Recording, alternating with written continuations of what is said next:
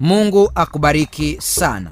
Siku ya leo tunakwenda kuangalia unabii ambao ni wa ajabu sana, unabii ambao wengi wamejaribu kuupotosha ili kupoteza maana yake, kwa sababu unabii huu unafunua siri nyingi ambazo leo zinaendelea. Kwa hiyo walio wengi wamejaribu kuandika vitabu wakitafsiri unabii huu kinyume na jinsi ambavyo Biblia. Wa kwanza, tuanze pale mstari wa kwanza. Anasema, katika mwaka wa kwanza wa Belshaza mfalme wa Babeli, Danieli aliona ndoto na maono ya kichwa chake kitandani mwake.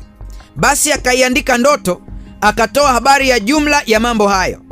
Danieli akanena akisema, naliona katika maono yangu wakati wa usiku, na tazama, hizo pepo 4 za mbinguni zilivuma kwa nguvu juu ya bahari kubwa. Ndipo wanyama wakubwa 4 wakatoka baharini, wote wa namna mbalimbali. Wa kwanza alikuwa kama simba, naye alikuwa na mabawa ya tai. Nikatazama, hata mabawa yake yakafutuka manyoya. Akainuliwa katika nchi, akasimamishwa juu kwa miguu miwili kama mwanadamu, naye akapewa moyo wa kibinadamu. Na tazama, mnyama mwingine wa pili kama dubu, naye aliinuliwa upande mmoja,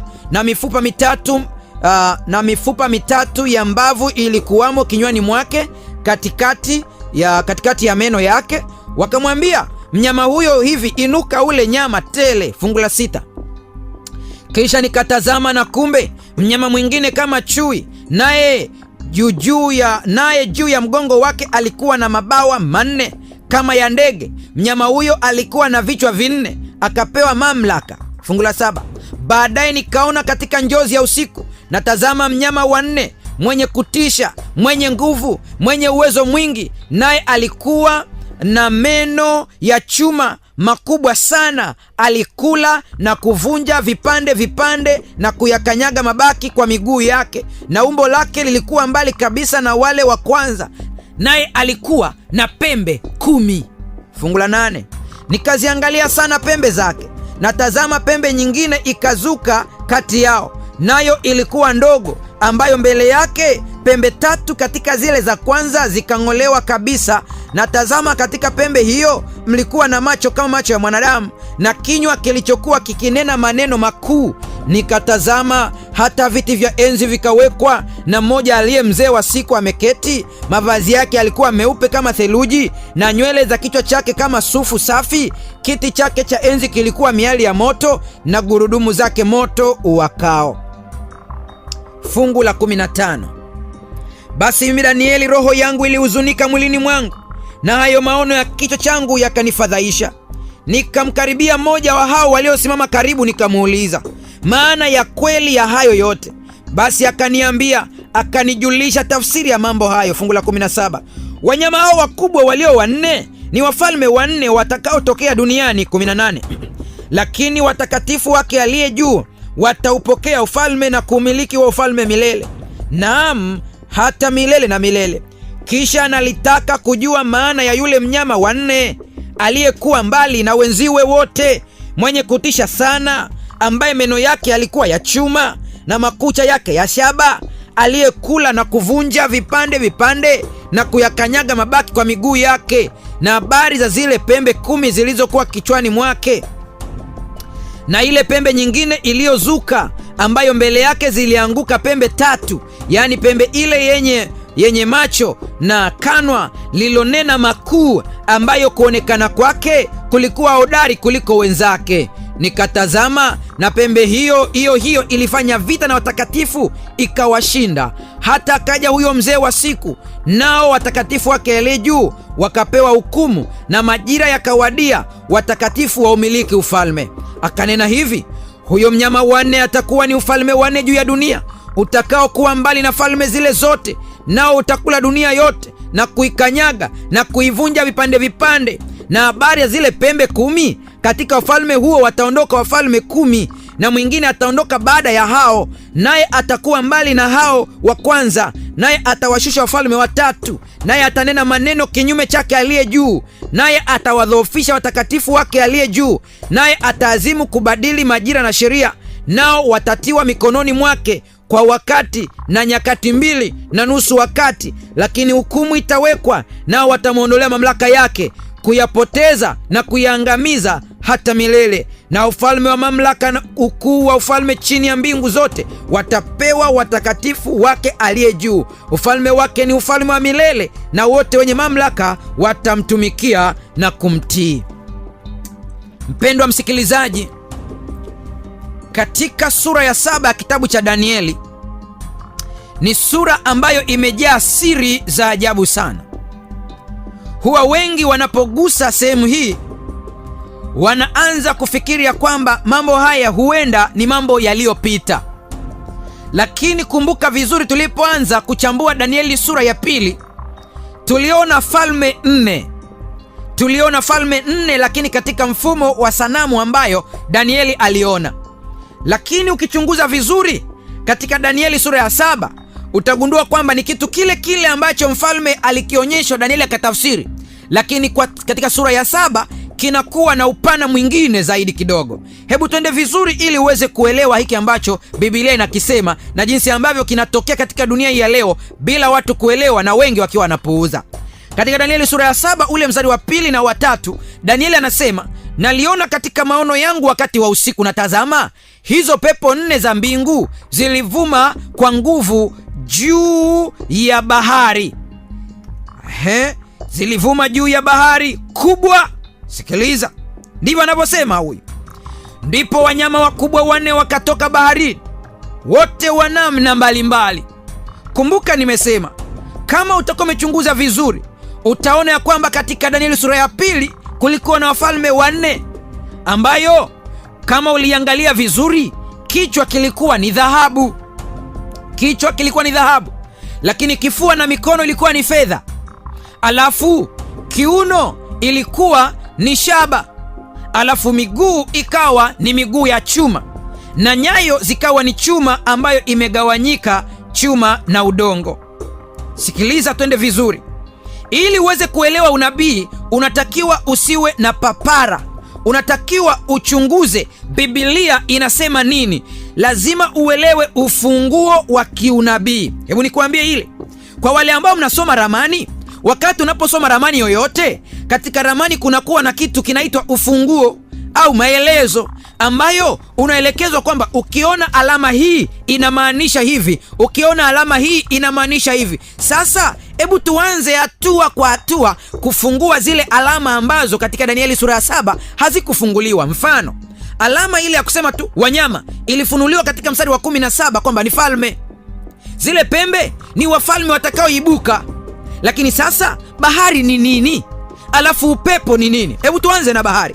Katika Ufunuo sura ile ya 17 na mstari wa 15, Biblia inasema hivi: kisha akaniambia, yale maji ulioyaona hapo aketipo yule kahaba ni jamaa na makutano na mataifa na lugha.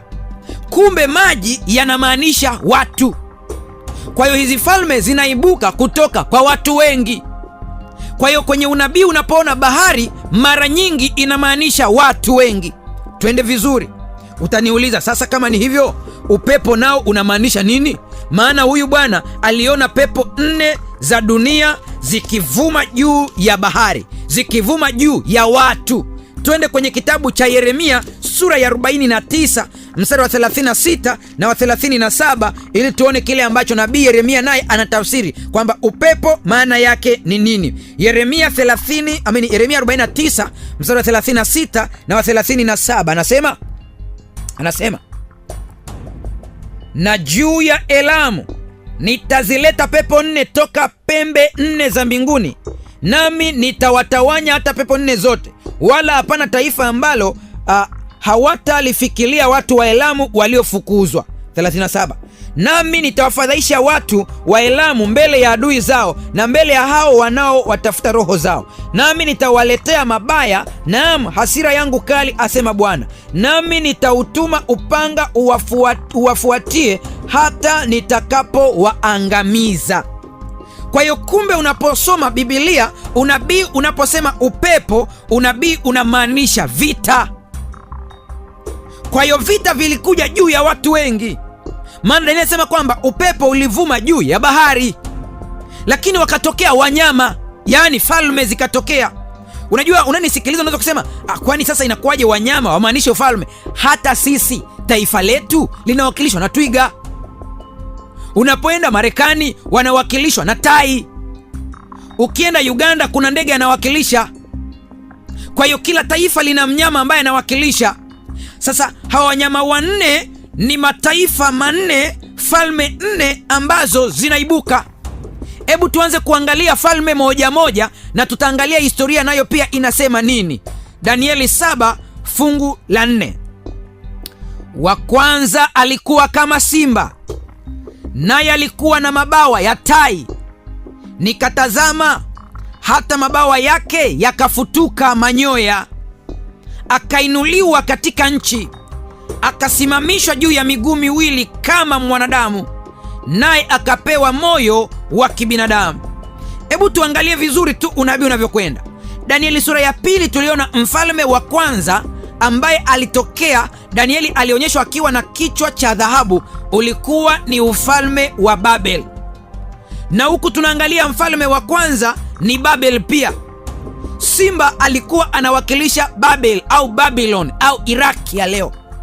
Na tunamuona anapewa moyo wa mwanadamu, inamaanisha utu. Kwa hiyo Babel wakati inaanza, mfalme wake alikuwa ana utu, alikuwa na moyo kama moyo wa mwanadamu, alikaa vizuri na watu. Babeli ilitawala mwaka wa 605 hadi mwaka wa 539 kabla ya kuzaliwa Kristo. Kwa hiyo tayari mnyama wa kwanza ambaye ni simba, ambaye ni Babel, utawala wake ulishapita tayari. Lakini anafuatiwa na wa pili ambaye alionekana kuwa ni dubu, lakini dubu huyu alikuwa ana mguu mmoja ulionyanyuka. Kumbuka katika sanamu ile ambayo tuliona, sehemu ambayo iliyofuatia kifua kilikuwa na mikono miwili, na dubu huyu anaonekana na mikono miwili pia, mkono mmoja huko juu na mwingine unaonekana huko chini kidogo. Hii ni ishara ya Wamedi na Waajemi ambao wanakuja kutawala. Waajemi ni akina nani? Ni Irani ya leo. Na kwa nini inaonekana mmoja una nguvu na mwingine unaonekana umepanda kidogo? Ni kwamba Wamedi na Waajemi hawakuwa sawa katika nguvu. Nguvu zao zilikuwa zinatofautiana. Ndiyo maana katika ile sanamu pia ambayo Danieli alionyeshwa ili amtafsirie mfalme kwenye sura ya 2 Danieli, mikono ilikuwa miwili, mkono wa kushoto na wa kulia, nguvu zake hazifanani. Kwa hiyo unaona kwamba sanamu na wanyama wanne vinapelekana vizuri kama ilivyo. Alionyeshwa utawala wa Umedi na Uajemi. Utauliza sasa, mchungaji, tumeona huyu dubu naye ambaye Danieli sura ya 7 mstari wa 5 anasema, natazama mnyama mwingine wa pili kama dubu, naye aliinuliwa upande mmoja na mifupa mitatu ya mbavu ilikuwamo kinywani mwake katikati ya meno yake. Wakamwambia mnyama huyo, hivi inuka ule nyama tele. Utajiuliza, sawa, nimeelewa ile miguu miwili ya dubu na nimeelewa kwamba kweli dubu huyu alikuwa ni Umedi na Uajemi ambao umetawala mwaka wa 539 hadi mwaka wa 331 kabla ya kuzaliwa Kristo. Sasa utajiuliza, je, zile mbavu tatu mdomoni ilikuwa ni nini? Mbavu tatu mdomoni ni kwamba Umedi na Uajemi pamoja na kwamba ulitawala dunia, lakini walishika maeneo matatu muhimu, nayo ilikuwa ni miji inaitwa, mataifa ambayo yanaitwa Lydia, na taifa la pili Misri, na taifa la tatu Libya ya leo. Kwa zile mbavu tatu ilikuwa ni haya mataifa ambayo walikuwa wanayatawala vizuri, wameyashikilia. Lakini twende tuangalie, tumeshaelewa kwamba mnyama wa pili ambaye alikuwa ni dubu, kumbe alikuwa ni utawala wa Umedi na Uajemi. Na tumeona katika sanamu ile ya Danieli sura ya 2, kumbe alikuwa ni kile kifua ambacho kilikuwa ni fedha. Sasa twende tuangalie tena mnyama mwingine ambaye anaonekana. Fungu la 6 Danieli sura ya 7. Kisha nikatazama na kumbe mnyama mwingine kama chui, naye juu ya mgongo wake alikuwa na mabawa manne kama ya ndege. Mnyama huyo alikuwa na vichwa vinne, akapewa mamlaka. Twende vizuri. Ukiangalia huyu ambaye ni sawa na chui, anafanana kabisa na yule ambaye alifuata katika ile sanamu ya mfalme aliyoiota, katika upande wa mapaja ya ile sanamu na kiuno chake, ambayo ilikuwa katika kiuno chake alikuwa ni rangi ya shaba, rangi ya shaba tena, ambayo ulikuwa ni utawala wa Uyunani. Sasa kwenye wanyama wanne anaonekana ni chui, tena ana vichwa vinne. Hivi umewahi kuona chui mwenye vichwa vinne? Ndiyo, ni katika maono haya. Huu ni Ugiriki, ni utawala wa Kiyunani ambao ulitawala mwaka wa 331 hadi mwaka wa 168 kabla ya kuzaliwa Kristo. Utawala huu ulikuwa na nguvu sana, pamoja na kwamba watu wengi waliachana na utawala huu hasa Ulaya, lakini Uyunani uliacha tamaduni zake mpaka leo zimeshika Ulaya. Hebu nikupe mfano tu, niache Ulaya nianze na Mashariki ya Kati kwanza. Wakosoaji wa Biblia wanasema, mbona Agano Jipya limeandikwa kwa lugha ya Kiyunani wakati wale mitume wa Yesu walikuwa ni Waebrania? Sikiliza nikwambie, zama zile, pamoja na kwamba Rumi ndio ilikuwa inatawala, lakini lugha ya mawasiliano ilibaki kuwa ya Kiyunani. Sawa na leo hii tunapokwenda Kenya, tunapokwenda Uganda, tunapokwenda Zambia, tunapokwenda Nigeria, tukienda hata upande wa Ghana, sisi wote ni wa Afrika. Lakini unafikiri kwamba tukikutanika hizi nchi za Afrika Mashariki na Kati na Afrika Magharibi tutaongea lugha gani? Moja kwa moja ni Kiingereza. Kwa nini? Kwa pamoja na kwamba Mwingereza ameondoka, lakini ametuachia utamaduni wake. Kwa hiyo Wagiriki nao waliacha utamaduni wa lugha kwa baadhi ya mataifa mengi sana. Lakini utashangaa kujua kwamba hadi leo hii Wagiriki hawa wameacha tamaduni wao kwa mataifa mengi, na hata sisi baadhi kuna mambo ambayo tunayafanya bila kuyajua, na hata yakifanyika tena kwa Wagiriki ambao mambo hayo yalikuwa ni ibada kwa miungu yao, imebakia leo watu wanafanya bila kujua kwamba wanafanya vitu vya miungu ya Kigiriki. Hebu nikupe mfano. Wote tunajua habari ya Olimpiki, michezo ya Olimpiki. Michezo ya Olimpiki ni utukufu kwa mungu wa Kigiriki ambaye alikuwa anaitwa Olympus, na kuna msitu wa Olympus alikuwa anapatikana huyu mungu. Ndio maana mpaka leo michezo ya Olimpiki ambayo Wagiriki walikuwa wanaifanya tangu zamani imetawala dunia nzima, ni kwa ajili ya kuendeleza kutukuza miungu ya Kigiriki bila kujua. Mnaelewa wazi kabisa, leo tuna michezo ya ngumi. Hata michezo hii pia nayo ni kwa ajili ya kutukuza ile miungu yao. Imewekwa. Wagiriki walitawala dunia, wakashawishi maelfu ya watu kufuata mila na desturi zao bila kuelewa. Alexander Mkuu ndiye aliyekuwa mtawala wa Wagiriki wakati ule. Kwa bahati mbaya alikufa akiwa kijana mdogo tu wa miaka 30 hivi au 30 na kitu. Alikuwa mdogo sana. Alikufa kwa sababu ya ulevi. Lakini alikuwa ni mwenye nguvu mno. Alitawala maeneo mengi sana. Lakini alipokufa huyu, ndipo walikuja kutawala majemedari wanne. Majemedari wanne ndio walishikilia baada ya Alexander kufa, ambayo ni sawasawa na unabii ulivyoonyesha kwamba yule mnyama anayefanana na chui alikuwa na vichwa vinne. Ndugu yangu, napenda nikwambie kwamba Biblia hata siku moja haikosei. Mungu anapotabiri jambo lake linaenda kama lilivyo, na jinsi lilivyotabiriwa lilitokea. Lakini najua kwamba hamu yako kubwa sana, unataka ujue huyu mnyama ambaye ni wa ajabu, wa kutisha, ambaye hata nabii mwenyewe ameshindwa kumweleza. Hawa wengine amewaeleza, akasema nilimwona kama simba, nilimwona mwingine kama dubu, nikamwona mwingine kama chui, lakini wanne anasema huyu ni wa kutisha sana. Sikiliza mstari wa 7 katika Danieli sura ya 7. Anasema, baadaye nikaona katika njozi ya usiku, na tazama mnyama wanne, mwenye kutisha, mwenye nguvu, mwenye uwezo mwingi. Sikiliza sifa zake. Sifa ya kwanza, yeye ni wa mwisho, yani wanne katika wale. Sifa ya pili, anatisha. Sifa ya tatu, ana nguvu. Sifa ya nne, ana uwezo mwingi. Hey. Tena anasema huyu ni wa kutisha. Sikiliza Biblia inavyosema. Anasema huyu naye alikuwa na meno ya chuma makubwa sana.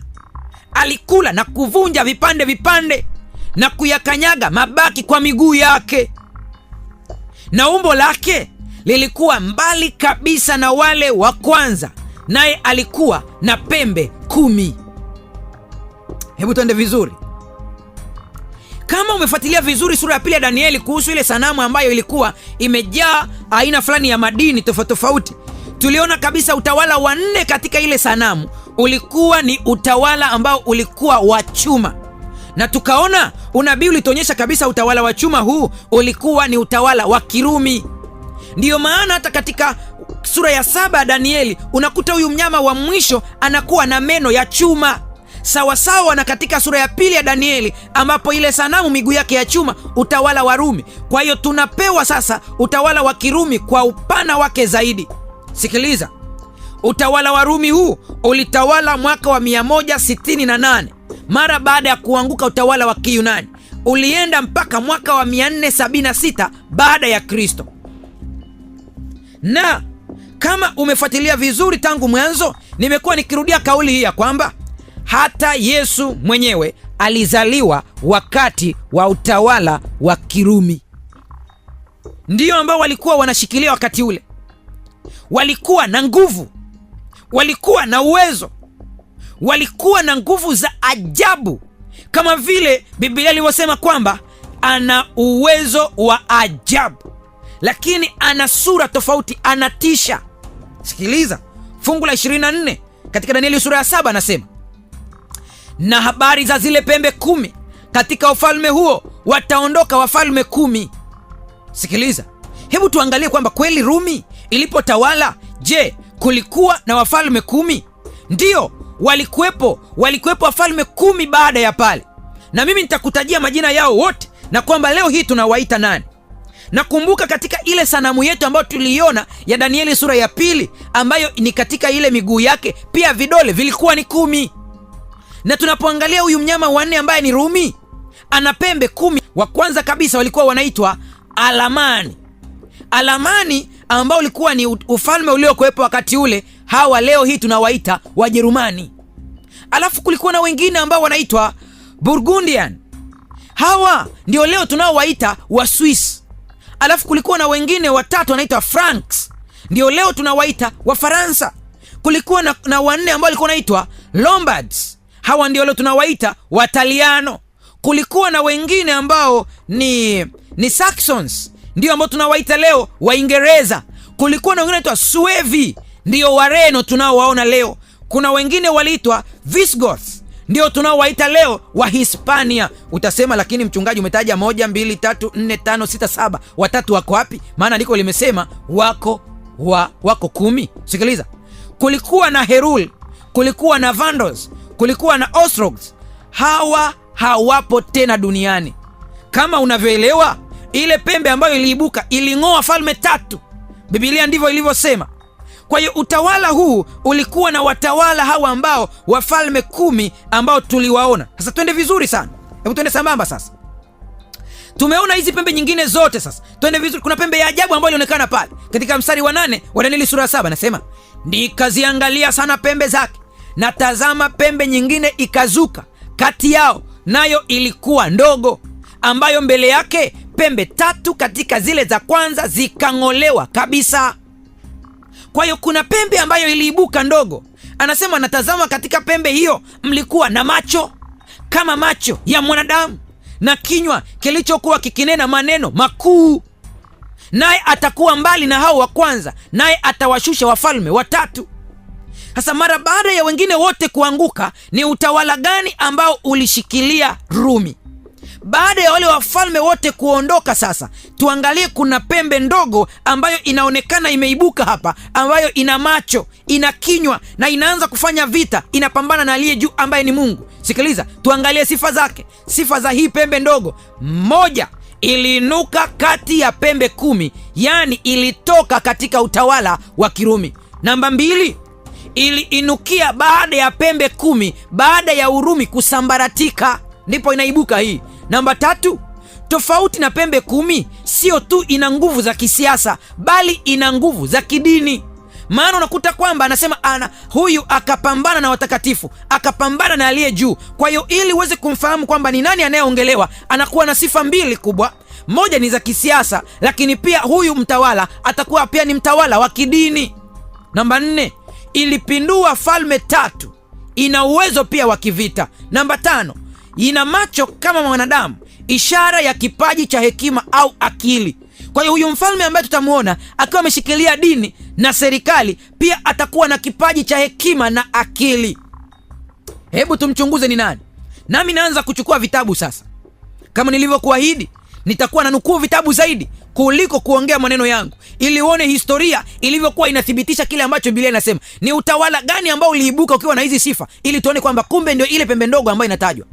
Na nukuu kitabu kinaitwa The Monumental History of Christianity, ukurasa wa 42 na wa 43. Nina nukuu: kutoka katika masalio ya ufalme wa Kirumi, taratibu kulitokea namna nyingine ya mataifa ambayo yalimwangalia askofu wa Rumi kama kiungo chao kikuu. Sikiliza. Kwa hiyo kulitokea nafsi ambayo sio tu mpya, lakini ilikuwa tofauti na ile ya awali. Huyu anaandika kana kwamba alisoma sehemu hii. Kumbe palitokea mtawala ambaye alikuwa ni askofu wa kidini, lakini wakati huo huo tena akiwa anashikilia madaraka ya kiserikali, na mataifa mengine yalianza kumheshimu. Huyu naye alitokea pale pale Rumi. Fungu la 25 mstari wa sura ya 7 ya kitabu cha Danieli, tuangalie sifa tena za huyu mtawala ambaye ni wa kidini tena ni wa kiserikali. Anasema, naye atanena maneno kinyume chake aliye juu, yaani Mungu, naye atawadhoofisha watakatifu wake aliye juu. Atapambana na watu wanaoamini, naye ataazimu kubadili majira na sheria. Sasa utasema, huyu askofu, je, katika serikali yake aliyokuwa anaongoza na dini alifanya haya? Twende vizuri. Anasema, nao watatiwa mikononi mwake kwa wakati na nyakati 2.5 wakati. Sikiliza. Sifa mojawapo ni kwamba utawala huu utaazimu kubadili majira na sheria. Je, huyu askofu alifanya hivyo? Nataka nikuambie kitu. Kabla ya kwenda hivyo, hebu tusome kitabu cha Matendo sura ya 20 mstari wa 28 na 29 na 30. Tuone jinsi ambavyo hata mitume waliona wakatabiri hivi. Anasema, jitunzeni nafsi zenu na lile kundi lote nalo ambalo Roho Mtakatifu amewaweka ninyi kuwa waangalizi ndani yake, mpate kulilisha kanisa lake Mungu alilolinunua kwa damu yake mwenyewe. Najua mimi ya kuwa baada ya kuondoka kwangu, mbwa mwitu wakali wataingia kwenu, wasilihurumie kundi. Tena katika ninyi wenyewe watainuka watu wakisema mapotovu, wawavute hao wanafunzi wawaandame wao. Sikiliza nikwambie, mara baada ya hizi falme 10 kuanguka, palikuja utawala mwingine ambao tumeona historia inaonyesha wazi kabisa ulikuwa ni wa kidini pamoja na kisiasa, na ulikuwa ni utawala wa askofu wa Rumi. Sikiliza, ni nukuu kitabu cha historia kingine, kitabu cha historia kinachoitwa Ancient Church, ukurasa wa 6 na ukurasa wa 7.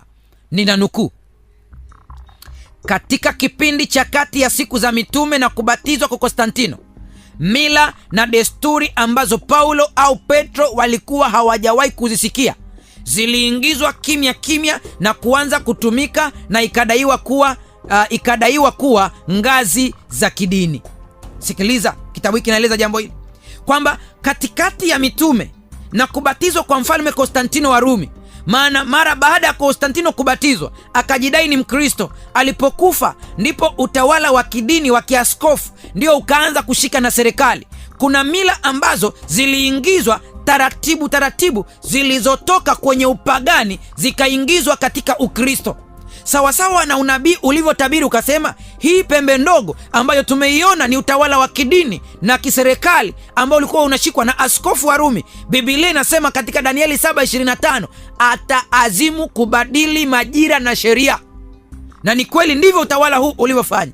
Taratibu ukaanza kubadili mambo yaliyowekwa, na sheria ikaanza kubadilishwa, sheria ya Mungu, na ndiyo siku ya ibada kwa mara ya kwanza ikaanza kubadilishwa. Nami nina nukuu James Cardinal Gibbons kwenye kitabu chake ambacho anakiita Imani za Baba Zetu, ukurasa wa 89.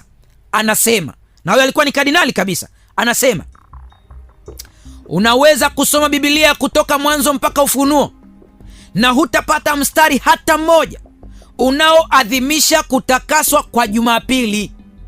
Anayeongea huyu ni kardinali, na yeye anakiri kabisa. Anasema unaweza kusoma Biblia kutoka mwanzo mpaka Ufunuo na hutapata mstari hata mmoja unaoidhinisha kutakaswa kwa Jumapili. Unajua, nataka nikueleze hili. Biblia ilitabiri kwenye Danieli 7 mstari wa 25 ya kwamba huyu anayekuja pembe ndogo atabadili majira, atabadili na sheria ya Mungu. Mara tu tunapogusa somo hili la kuelezea uwazi wa siku ya ibada, panakuwa na malalamiko mengi sana kwa viongozi wa kidini, wakisema acheni kuhubiri hiyo iacheni, kwa sababu mtu anaweza kushika chochote kile anachotaka. Mnahubiri siku. Sikiliza, hatuhubiri siku, tunahubiri unabii ambao ulitabiriwa kwamba hii itabadilishwa na imebadilishwa. Tatizo ni kwamba waumini walio wengi hawajui hizi siri, hawaelewi, ndio maana wamepotoshwa, maana vitabu vingine hivi hawana. Lakini naamini kabisa viongozi wa kidini wanajua ukweli, ila wameamua kufumba macho. Sikiliza kitabu hiki kinavyosema, ukurasa ule wa 89, anasema Biblia inaamuru kuabudu siku ya Jumamosi au siku ya Sabato. Huyu ameandika hapa ni kardinali, sio mimi. Yeye ni mtu mkubwa katika dini yake, lakini anaeleza ukweli jinsi anavyofahamu. Ndio maana nikasema viongozi wanajua, lakini ambao ninawahurumia ni watu wa chini ambao hawasomi vitabu hivi, hawaelewi. Wao wameambiwa kwamba achaneni hawa wanahubiri siku, ili wasielewe ukweli. Nami leo nimeamua nitanukuu tu vitabu vile vya hao wengine, uone jinsi ambavyo vinaongea ukweli na jinsi ambavyo waumini wengine hawana vitabu hivyo, kwa hiyo hawajui. Na nukuu kitabu kingine, Katekisimu ya Waumini, imeandikwa na Peter Germin. Hii ni ya mwaka 1977. Nina nukuu ukurasa wa 50. Kuna sehemu ina swali, ameulizwa kwenye kitabu hiki Katekisimu, anauliza, anasema siku ya Sabato ni ipi? Anajibu huyu bwana, anasema Jumamosi ni siku ya Sabato. Sikiliza, anaulizwa swali kwenye katekisimu hiyo, sio kitabu kimeandikwa na Msabato, la, hiki ni katekisimu. Hii ipo kwenye library, utatafuta utaiona. Swali lingine akaulizwa, kwa nini tunaabudu Jumapili badala ya Jumamosi? Jibu, anasema kwa sababu kanisa la Katoliki lilihamisha utukufu kutoka Jumamosi kwenda Jumapili. Hiyo nimenukuu, nimeacha. Sikiliza, na mimi nimesema leo nitakunukulia vitabu hivyo tu ili uone kile ambacho umefichwa we kama muumini. Hii vitabu hupewi ili uvione, mpaka uende maktaba utaviona, siri zimejaa humo. Ndio maana Martin Luther alipoona mambo haya aliamua kabisa kuwaeleza wengine. Sikiliza, na nukuu kitabu kingine tena. Hii ni Catholic Encyclopedia, kitabu cha 4, ukurasa wa 153. Nina nukuu, kanisa baada ya kubadilisha siku ya kupumzika kutoka Sabato ya Kiyahudi au siku ya saba ya juma kwenda siku ya kwanza, wakafanya amri ya 3 kuonyesha Jumapili itunzwe na iwe siku takatifu kama siku ya Bwana. Mwisho wa kunukuu. Kwa hiyo kile ambacho nabii Danieli amekitabiri kwenye sura ya 7 mstari wa 25 kwamba huyu pembe ndogo ambaye tumeona kwamba ni utawala wa kidini na kiserikali ambao alikuwa ni askofu wa Rumi utabadili majira na sheria, Catholic Encyclopedia nayo inasema hivyo hivyo, kwamba kanisa ndilo lilibadilisha, likabadili sheria ya Mungu, likatoka siku ya ibada ya 7, siku ya 7 ikapelekwa siku ya kwanza, yani Jumapili. Na siri hii walio wengi wanafichwa. Nina nukuu tena kitabu kingine uone jinsi ambavyo vinaweka bayana kabisa. Hiki kimeandikwa na Karl Kinting, kinaitwa Catholicism and Fundamentalism, ukurasa wa 38. Kimeandikwa mwaka wa 1988. Utakipata maktaba, kipo. Kinasema hivi, nami nina nukuu: walokole wanakutana na kuabudu Jumapili, huku hakuna ushahidi katika Biblia kwamba Jumapili ilifanywa kuwa siku ya kuabudu. Sabato ya Kiyahudi au siku ya kupumzika ilikuwa Jumamosi. Kanisa Katoliki ndilo lililoamua Jumapili iwe siku ya kuabudu kwa Wakristo ili kuadhimisha kufufuka kwa Yesu. Mwisho wa kunukuu. Ndugu yangu msikilizaji, hayo sio maneno yangu, nimenukuu kitabu ambacho kimeandikwa na wanahistoria, wamechunguza haya, nao wanasema wazi kabisa Danieli 7 inaongea ukweli kwamba utawala huu wa Kirumi ya Kikristo ambao utakuwa chini ya askofu wa Rumi utabadili sheria ya Mungu. Lakini wengine wamefuata tu bila kujua hata historia yake, na wameambiwa achana na hayo mambo. Jiulize, kwa nini naambiwa achana nayo? Kuna siri gani humo? Naendelea kunukuu katekisimu ya waumini ambao nilianza nayo. Swali: Waprotestanti wanapofanya kazi Jumamosi au siku ya saba ya juma, je, wanafuata Biblia kama ndiyo mwongozo pekee inayowaongoza katika kufanya hilo? Sikiliza katekisimu ya waumini inajibu, sio mimi, na nukuu. Anasema hivi: kinyume chake, wanaruhusu mila tu. Kwa kufanya hivyo, kwa kutotunza Jumamosi, wanavunja moja ya amri za Mungu ambayo katika msimamo wao haijafutwa. Ikumbuke siku ya Sabato uitakase, Kutoka 20:8, mwisho wa kunukuu. Mpaka katekisimu ya waumini imeweka wazi. Nataka nikuambia hivi ndugu yangu, ugomvi ambao unausikia hata leo, masomo yote yatafundishwa, hayatakuwa na mgogoro wowote, lakini mara unapoanza kugusa somo kuhusu siku ya ibada, amri ya Mungu, mashambulizi yataanza. Wewe mchungaji unahubiri siku, wewe unafanya hivi, wewe acha hiyo, haina kazi. Kwa nini mashambulizi yaanze? Kwa sababu siri inafunuliwa ya yale mambo ambayo shetani hapendi afunuliwe, ambayo ni miungu inayoabudiwa katika vazi la Kikristo, wala sio Mungu wa mbinguni. Sikiliza na nukuu kitabu kingine tena, kinaitwa Canon and Tradition, ukurasa wa 263, nacho pia kinathibitisha kile ambacho kimetajwa kwenye Danieli 7:25. Ninaanza kunukuu. Anasema, kwa hiyo mamlaka ya kanisa hayakuweza kuzuiwa na mamlaka ya Biblia, kwa sababu kanisa lilibadilisha Sabato kwenda Jumapili, sio kwa amri ya Yesu, lakini kwa mamlaka ya kanisa lenyewe, mwisho wa kunukuu. Kumbe mpaka vitabu vyote vinaeleza kabisa kwamba jambo hili halikuwepo hapo mwanzo, lilibadilishwa. Narudia, nasema hivi, waumini wengi hawajui haya mambo, lakini naamini viongozi wanajua. Katika Malaki 3:6 Biblia inasema, kwa kuwa mimi ni Bwana, sina kigeugeu. Mungu aliyeweka kwamba watu wapumzike siku ya saba hana kigeugeu. Hata kama utafute mafungu kwenye Biblia mengi ya kutetea hoja yako wewe ya kwamba hapo ulipo uko sawa, unatafuta kichaka cha karanga, lakini Biblia yote imeweka bayana. Amri ya kubadili Sabato kutoka Sabato kwenda Jumapili ilitolewa na kanisa la Rumi, ndilo lililobadili. Kwa hiyo Waprotestanti wengine wote wanafuata bila kujua. Sikiliza, John A.D. kwenye kitabu chake kinaitwa A Bible Encyclopedia, ukurasa wa 561, nami nina nukuu. Anasema, Sabato, neno la Kiebrania lenye maana ya kupumzika. Jumapili ilikuwa jina lililotolewa na wa mataifa kwa siku ya kwanza ya juma, kwa sababu ilikuwa siku ambayo waliabudu jua, mwisho wa kunukuu. Ndiyo maana mpaka leo siku ya Jumapili kwa Kiingereza inaitwa Sunday, yani siku ya jua. Kwa hiyo wapagani walikuwa wanaabudu jua na ikaingizwa taratibu kwenye Ukristo. Ndiyo maana hata Biblia imeweka bayana hiyo, na vitabu vimeweka bayana, mpaka Korani imeweka bayana, Suratul Bakara aya 65. Tena katika tafsiri imeweka bayana kabisa siku ya Jumamosi. Vitu viko wazi, lakini nashindwa kuelewa kwa nini akili hazielewi. Na mtu akiambiwa ukweli ili auelewe, anakimbia kwenye kichaka cha karanga, anasema hiyo ni siku tu. Hata Adamu walipoambiwa wale matunda yote, lakini mti mmoja wasile, waliona tu si mti tu, na walipokula waliona madhara yake.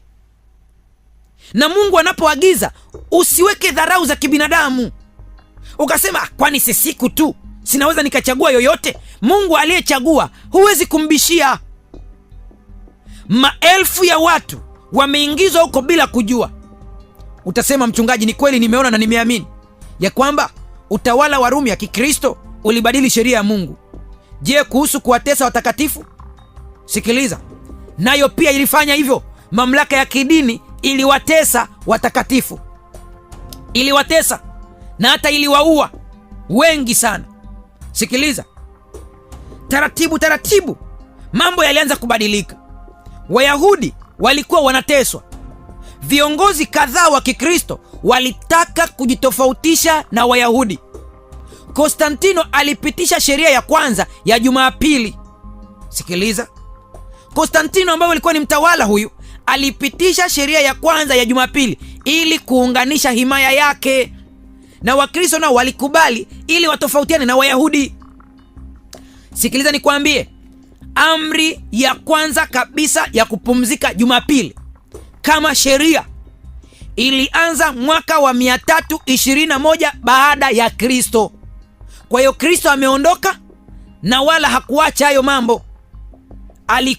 Aliondoka ameacha ibada sahihi kabisa, lakini alibadilishwa katika siku ya pekee. Na mnukuu Konstantino alivyoandika, katika siku ya pekee ya Jumapili mahakimu na watu wanaoishi mijini wapumzike. Ndivyo alivyosema Konstantino, na viwanda vyote na maduka yote yafungwe.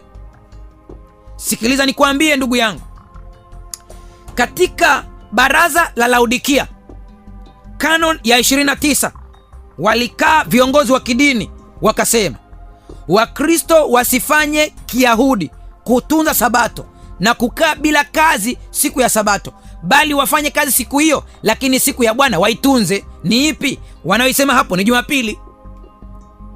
Unajua shetani ni mjanja sana, anaweka udanganyifu hapo kidogo ili Wakristo waanze kujiona kwamba wao wamepewa Jumapili, lakini si kweli. Mungu alitoa Sabato kwa wote. Kwa hiyo utakavyojaribu kujitetea kwa namna iwayo yote, bado dhamira yako inakushitaki kwamba umevunja, kwa sababu hii ililetwa na Konstantino. Shetani alidanganya tangu malaika, theluthi akaichukua, na leo tena amewadanganya wanaume na wanawake kwa njia mbalimbali kwa karne nyingi.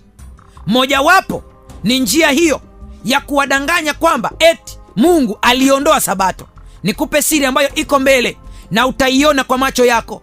Kwa vile Mungu anajua kabisa siku ya saba inamtangaza yeye kuwa muumbaji, yani siku ya Sabato, na siku ya Jumapili inatangaza heshima kwa Mungu jua, pambano hili la ibada hizi mbili litaendelea kama zamani ilivyokuwa kanisa lilivyoanza kutesa Wakristo waliosimamia ukweli.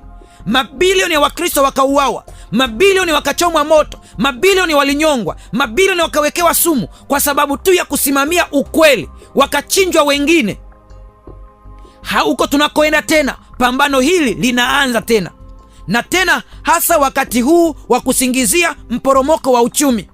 Habari ya ibada ya siku ya Sabato itaanza kupuuzwa, na taratibu taratibu watu watalazimishwa kupumzika siku ya Jumapili kama zamani unabii ulivyosema. Utasema hiyo haitatokea. Nataka nikwambia hivi, imeshatokea. Bunge la Ujerumani limeanza kupitisha, na Januari wanaanza sheria hizo, taratibu taratibu zinaanza kuingia. Brazili nayo ilifuata. Unabii ulivyotabiri ya kwamba kutakuwa na kitu ambacho kitakuja mbele kinaitwa chukizo la uharibifu, imeanza. Nitalitafsiri zaidi kwenye kipindi kitakachofuata tunapogusa chukizo la uharibifu. Lakini kwa ujumla ni kwamba watu wameingizwa katika ibada za kipagani wakifikiri ya kwamba ni za Kristo, lakini hazipo. Nimekuambia, tafuta katika Biblia kuanzia Mwanzo mpaka Ufunuo, hutaona fungu hata moja linalohalalisha kwamba watu waache kupumzika siku ya saba, wapumzike siku ya kwanza ya juma, yani Jumapili. Hutaona fungu, na kama halipo, limetoka wapi basi jambo hili? Historia imeweka bayana, lilitoka kwa askofu wa Rumi wakisaidiana na Konstantino. Mwaka ule tumeuona walipoingiza mambo hayo. Watu wakaingiza upagani mwingine ambao unakuja hivi karibuni, ni sherehe ya Christmas, ambayo historia iko bayana kabisa. Nimekuambia ni kuzaliwa kwa Mungu Tamuzi, aliyezaliwa tarehe 24 mwezi wa 12 kuamkia tarehe 25, lakini ikaingizwa kwenye Ukristo taratibu taratibu mpaka leo ulimwengu mzima unasherekea Christmas. Tena ujue Tamuzi katika historia alikuwa ni mungu wa mimea na mazao. Ndio maana mpaka leo katika Christmas kunakuwa na mti wa Christmas. Nachunguza vizuri, utaona kwamba ni Mungu, lakini la hasha, watu wanamtukuza Mungu Tamuzi ambaye sio Mungu wa mbinguni, wala Yesu hakuzaliwa tarehe hizo. Kasome Biblia yako Mwanzo mpaka Ufunuo, ukipata fungu moja tu linalosema amezaliwa tarehe hizo, nitumie nami nitakanusha niliyoyasema. Watu wamekuwa mpaka na miti ya Christmas bila kujua asili yake ni nini. Ni kumtukuza Mungu wa mimea na mazao, yani Tamuzi. lakini ukaambiwa ni Yesu aliyezaliwa. Na ukichunguza vizuri, hata wakati wa Christmas mara nyingi sana Yesu anawekwa amezaliwa katika kapango hivi. Picha nyingi za hori la ng'ombe ni chache, lakini nyingi kwenye kapango hivi. Watu wameingiziwa vitu ambavyo hawavijui. Jioni ya leo, msikilizaji wangu, ninakupa wito.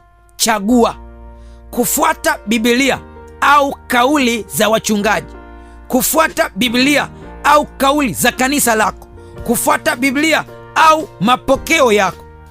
Angalia nini unachokifuata. Yesu anasema, mimi ndimi njia na kweli na uzima. Mfuate Yesu uweze kuokolewa. Na kwenda kuomba kwa ajili yako sasa, na baada ya hapo nitakutajia namba ya mawasiliano ukiwa na swali ama ushuhuda wote. Tuombe. Baba na Mungu wetu, msikilizaji amesikia ukweli na ameuelewa. Roho Mtakatifu aendelee kuwa ndani yake ili amuonyeshe ukweli huu kwa nguvu zaidi na afanye maamuzi. Na siku ya Sabato tunapokwenda kubatiza, awe mmojawapo kati ya wale ambao watabatizwa. Mungu, endelea kumgusa, endelea kumbariki. Kwa neema yako tumeomba, amina.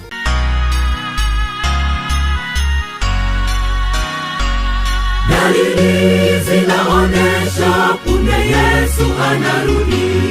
Ajali zaongezeka, vifo navyo vyakithiri, amani inatoweka pole pole duniani. Ipo siku iliyo ya amani ndugu.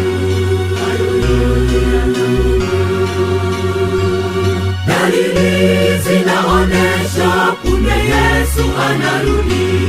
Ajali zaongezeka, vifo navyo vyakithiri, amani inatoweka pole pole duniani. Ipo siku iliyo ya amani ndugu.